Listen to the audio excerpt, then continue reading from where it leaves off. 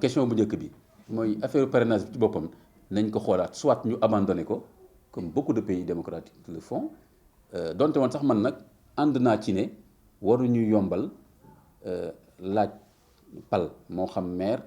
wala député wala président parce que ñett yooyu à peu près mooy pal yi xam nga yeneen yëpp c'est le président qui nomme au poste civil et militaire mais ñett yooyu moom nit ñi ñoo lay élire ginnaaw yàlla donte woon pour man warta yomb donc war nañ trouver nu ñu koy defee ba nga xam ni du ku mu neex nga wut say nit wut sa xaalis ñu war a mën a nekk suñu maire wala suñu député wala nekk président day bëri ay manipulation yu ci mën a aju moo tax man fan yi maa ngi doon réfléchir d'ailleurs ci ay critères par exemple pour man koo xam ni da nga bëgg a nekk député wala maire wala président mais jàpp naa ni bokk na ci critères yi ñu war a tegal mooy d'abord nationalité unique sénégalaise ah oui réewu Sénégal nga war a lijjanti waaw nationalité unique sénégalaise beneen bi mooy comme politique nga koy jaaree war nga prouver que ni yaa ngi def ay activités politiques au moins pendant 1 an def nga congrès def nga activité terrain mais xoolal sama genre yi nii à 2 mois des élections nit ñëw créer parti wala coalition dem wuti ji législative wala mairie wala sax président pour man day yomb bu fekkee politique daf ko yitteel dëgg war na am déjà ay activités politiques au moins pendant 1 an ñu xam ne réew mi yitteel na ko mi ngi wax ci affaire politique di def ay meeting di bind ay documents naan Sénégal lii laa ci bëgg et cetera bu dee maire bi tamit muy wax mairie bi lii laa ci bëgg et cetera mais juste à quelques semaines nga dajaloo ko ay nit rek diaspora bi yëpp ñu yónnee la ay millions naan nañ yónnee ay oto pour nga nekk maire wala pour nga nekk député wala nga nekk président ça peut être très dangereux pour un pays gis nga même ay États-Unis les grands électeurs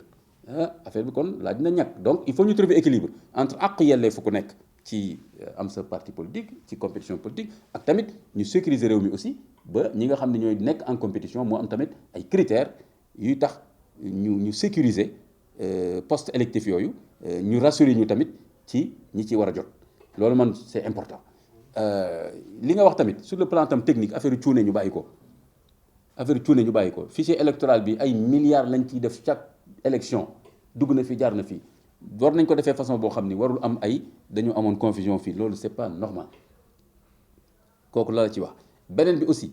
mooy man li ma gënal te loolu moo jaadu ci démocratie gis nga démocratie dëgg dañu war a fexe ba compétition bi ñi bëgg a bokk ñëpp te matal seen dossier bokk ci kon buñ jéem a tànn ci kenn dañu war a bàyyi compétition bi loolu mooy tax sénégalais yi xam ku nekk la mu wax la mu bëgg ci réew mi la mu bëgg ci gox bu dee mairie la mu bëgg ci assemblée nationale la mu bëgg bu nekkee président mais jéem a tànn ci ay nit ba ñu bañ a bokk loolu du yëfu gor te du yëfu démocratie mais en même temps tamit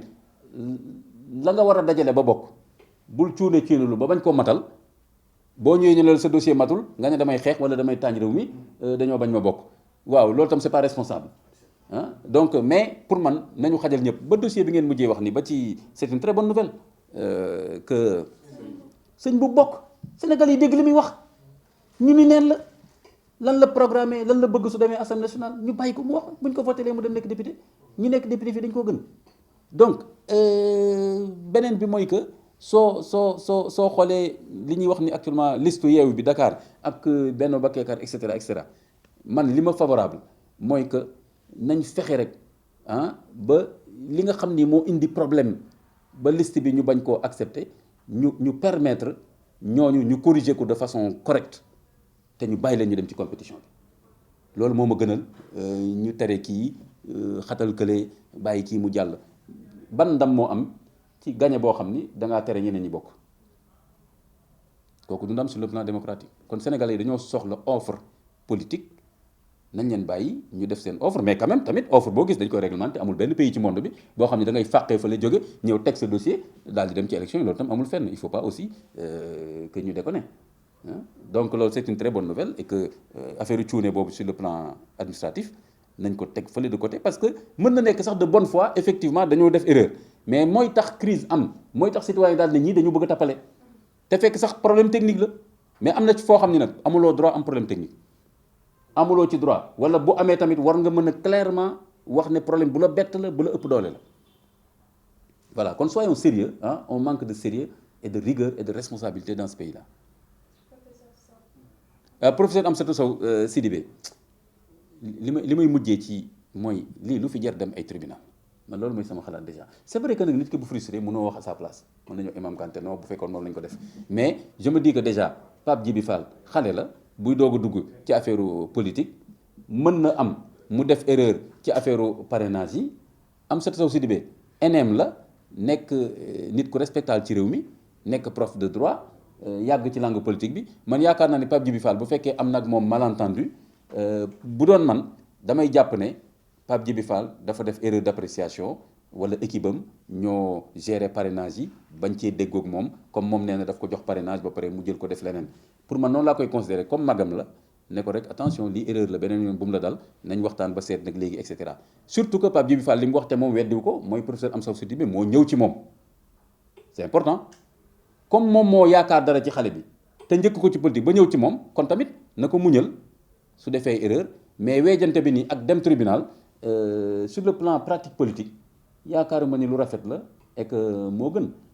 donc Pape Djibi Fall aussi lépp lu mën a def rek pour rassurer ko wan ko ni jéemuma la wor jéemuma la nax loolu tam dafa baax kon nag loolu laay wax ci dossier boobu.